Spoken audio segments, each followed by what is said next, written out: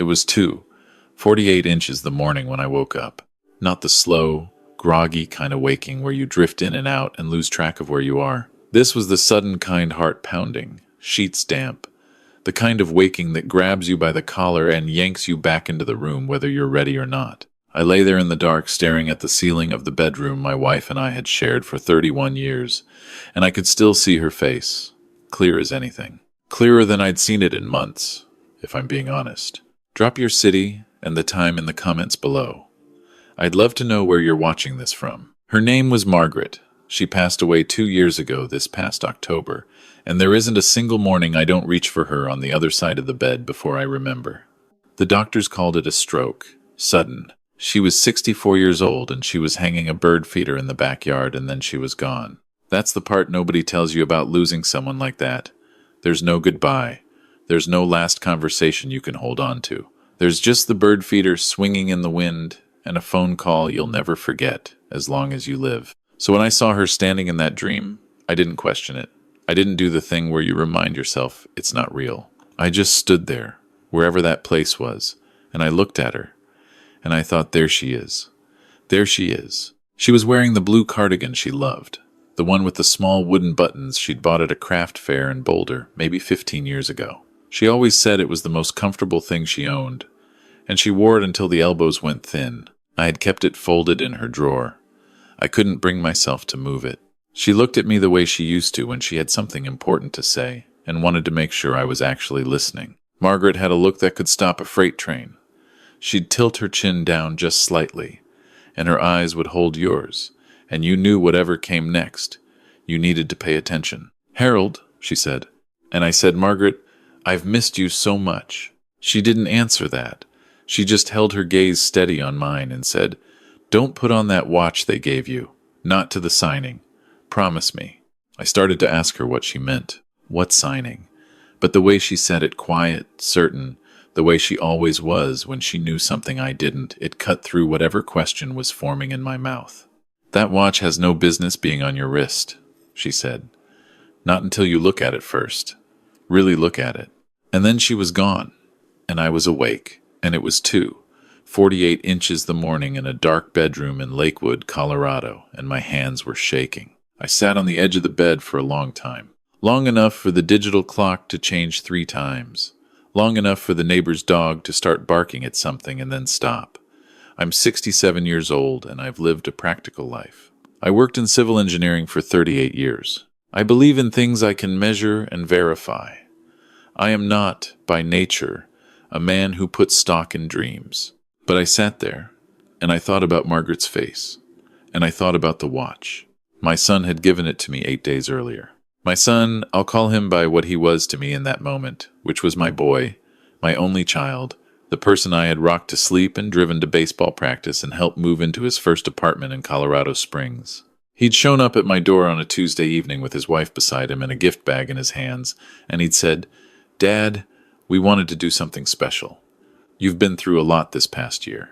We thought you deserved this." Inside the bag was a watch, not a cheap watch. It was heavy, substantial, the kind that comes in a mahogany box with a silk lining, a brand I recognized, the kind of watch a man notices. He'd fastened it around my wrist himself, standing in my kitchen, and his wife had taken a photo on her phone and said it looked perfect on me. "You have to wear it to the signing," my son said. "Promise me you'll wear it. We want photos of that day." The signing he was referring to was a meeting scheduled for Friday at 10 a.m. with an attorney's office downtown. My son had been helping me, or so I believed, navigate the process of updating my estate documents. Margaret's death had left a number of things unresolved, and I had been slow to address them. My son had stepped in, found the attorney, scheduled the meetings, organized my financial paperwork. He'd said more than once that he just wanted to make sure I was protected, that he didn't want me to have to worry about any of it. I had been grateful. I want you to understand that. I had been genuinely, completely grateful. I got up from the bed and walked to the dresser where I'd set the watch. The mahogany box was sitting between a photograph of Margaret and me at Yellowstone and the small ceramic dish she'd kept her earrings in. I picked up the box and carried it to the kitchen, where the light was better. I set it on the table and I sat down across from it the way you'd sit across from something you're not entirely sure of. For a few minutes I just looked at it. Then I opened the box and took the watch out. It was a beautiful piece. I'll give it that. The face was clean and dark, the band was a rich brown leather, and the weight of it in my hand felt substantial, serious. I turned it over. The back was smooth and engraved with 2 lines. To Dad. With love. I ran my thumb across the letters.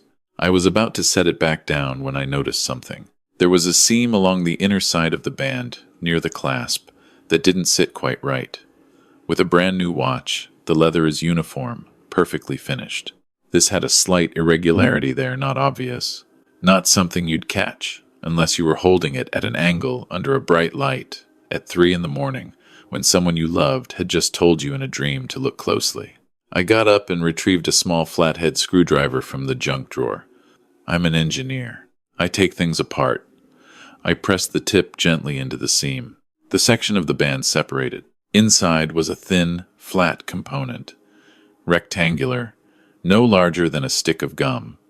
It was seated in a shallow recess that had been hollowed out in the leather, almost surgically precise. I didn't recognize it immediately. I set it on the kitchen table under the light and I leaned in close. Then I recognized it. It was a microphone, a small, high-quality audio recording device, the kind that can be purchased online without much trouble, the kind that fits in a shirt pocket or a book spine or apparently a watch band. It had a small indicator light that was dormant. It would have activated automatically when the band was clasped, when the watch was being worn. I sat back in my chair. The kitchen was very quiet. The refrigerator hummed. Outside, a car passed on the street.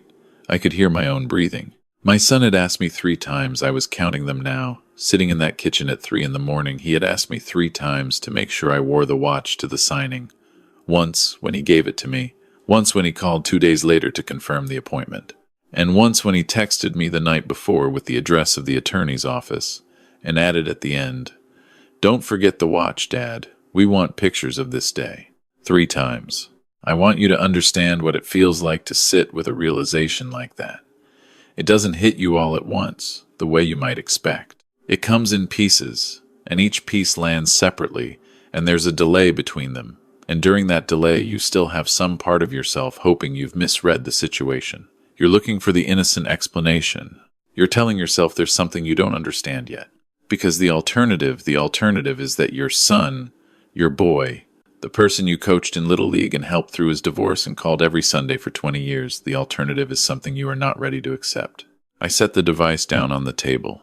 I did not go back to sleep. At 7 in the morning, I made coffee and I called a man named Dennis, who had been my closest friend since we were both new hires at the same engineering firm in 1986. Dennis retired 3 years before I did and spends most of his time fishing out near Evergreen, and he is the most level-headed person I have ever known. I told him what had happened. All of it. The dream, the watch, what I found inside.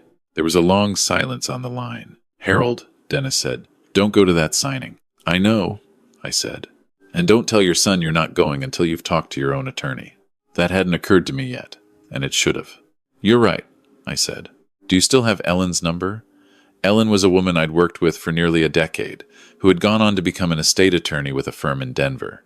Call her before you call anyone else. Get your own eyes on those documents. I called Ellen at 7:45.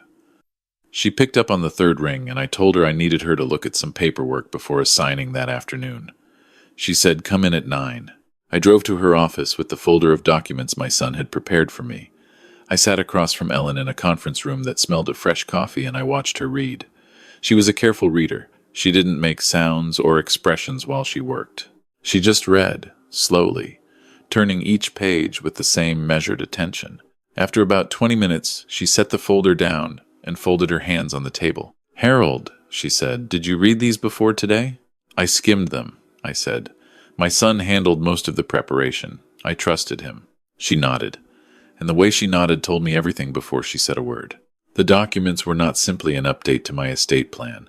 Mixed into the standard language buried, really, in the kind of dense legal phrasing that's easy to overlook if you're not reading with deliberate attention, were 2 provisions that significantly altered the distribution of my assets. One would have established a joint financial management arrangement, giving my son and his wife co-authority over my accounts, in the event of any medical determination of reduced capacity. The second was a modification to the trust structure that would have accelerated the transfer of my property, the house, the investment accounts Margaret and I had spent decades building into an irrevocable arrangement that I could not have reversed after signing. Ellen explained it plainly.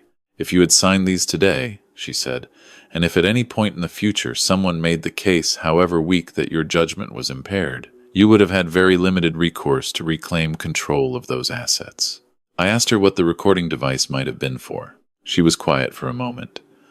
I can't tell you for certain, she said, but if someone wanted to document you agreeing to something, or to capture a conversation in which you expressed confusion or uncertainty about your finances, that recording could potentially be used to support a claim that you needed managed care. I drove home in something that wasn't quite sadness and wasn't quite anger. It was more like the feeling of standing in a room you know well and realizing the walls have been slowly moved, inch by inch, for months. And only now do you notice the room is a different size than it used to be. My son called at 9:40. I let it go to voicemail. He called again at 10:15, when I would have been sitting in that attorney's office signing those papers. I let that go too. His message said he was trying to confirm I was on my way. His voice was cheerful, normal, the voice of someone who had no reason to believe anything was wrong. His wife texted at 10:22. Harold, are you okay? We're at the office, and we haven't heard from you. I read it and set my phone face down on the kitchen counter. I spent that afternoon going through every financial document in the house. I pulled out the folder Margaret and I had kept in the bottom drawer of the file cabinet, the one we'd organized together years ago: insurance, retirement accounts, the deed to the house, the original trust documents from the attorney we'd used in 2009. I went through everything. I compared it to what my son had prepared. By evening, I had a complete picture. Over the past 14 months, since Margaret's death, my son had positioned himself as the manager of my affairs with such quiet efficiency that I hadn't noticed the shape of it forming around me. Every time I'd expressed uncertainty about updating the trust, about managing the investment accounts on my own, he had stepped in with reassurances and solutions. He had recommended attorneys. He had suggested financial advisors. He had said things like, "Dad, you've been through so much. Let us handle this. You shouldn't have to worry." And I had heard love in those words, because I wanted to hear love, because I was grieving and I was tired and I missed my wife. I called him that evening. He picked up immediately. "Dad, where were you today? We were worried sick. Can you come over?" I said. "I need to talk with you." He said they'd be there in 40 minutes. He and his wife walked through my front door at 7:10, and they both looked concerned and apologetic, the way people look when they're preparing for a conversation they're not sure of. His wife kept her coat on. My son sat down on the couch where he'd sat 100 times watching football games with me, and he looked at me the way children look at their parents when they don't know what's coming. I put the recording device on the coffee table between us. I watched his face. He looked at it. He didn't say anything for several seconds. Then he looked at me. "Dad, don't," I said, not loudly, just firmly, the way Margaret used to say it when she meant it. "Don't start with something that isn't true. I'm asking you not to do that." His wife looked at her hands. He sat there for a long time. The clock on the mantel that Margaret had wound every Sunday for years ticked steadily in the silence. "It wasn't supposed to hurt you," he said finally. His voice was different now, smaller. "I know how that sounds. But we've been worried. You've been alone for 2 years. You don't always return calls. Sometimes you sound confused on the phone." "I'm not confused," I said. "I know that. I do know that, Dad. But the accounts, the house, everything Mom built, He stopped. His jaw was tight. I didn't want it to disappear. I didn't want some mistake or I wanted it protected. "Protected for whom?" I said. He didn't answer that. "I'm going to ask you something," I said, "and I want you to really think before you answer me. Was any part of this about protecting me, or was it about protecting what you expect to inherit?" The room was very quiet. He didn't answer right away, which was itself an answer. When he did speak, he said, "I think both. Honestly, I think I told myself it was the first one." His wife wiped her eye. My son looked like a man who had just seen himself clearly for the first time in a while, and who didn't especially like what he saw. I told him that I had already spoken to an attorney, that I would be working with her going forward on all estate matters, that I had reviewed every document he had prepared and I was not signing any of them, that if he had genuine concerns about my well-being, the conversation to have was with me directly, not with attorneys behind my back, not with devices in a watch band. I don't want to lose you, I said, and I meant it even then. You are my son. You are the last part of this family I have. But I will not allow what happened today to happen again. And you need to understand that. He nodded. He looked young, sitting there, young and ashamed, which I hadn't seen on his face since he was a teenager. His wife apologized. A real apology, I think, not the kind people offer to end a conversation, but the kind that comes out of somewhere genuine. I told them to go home. I told my son to call me in a few days when we'd both had time to sit with things. After they left, I stood in the kitchen for a while. The same kitchen where I'd opened a watch box in the middle of the night and found something I wasn't supposed to find. I made a cup of tea I didn't especially want, and I stood at the counter and I looked at the ceramic dish on the dresser through the open bedroom door. Margaret's earring dish. I said out loud, to no one and to someone, "Thank you. I want you to know that the following months were not easy. Repairing what happened between my son and me took time, real time, the kind you can't rush. We did speak. We did eventually have the kind of honest conversation we probably should have had much sooner. He told me things about his own fears that I hadn't known. I told him things about my grief that I'd kept to myself. It didn't fix everything overnight, but it was a beginning. I worked with Ellen to restructure my estate plan in a way that was transparent and fair. I asked Dennis to serve as an independent trustee, a role he accepted with his usual quiet practicality. I updated my accounts. I changed certain arrangements. I made sure that my assets were protected in a way I had chosen, not in a way that had been constructed around me while I wasn't looking.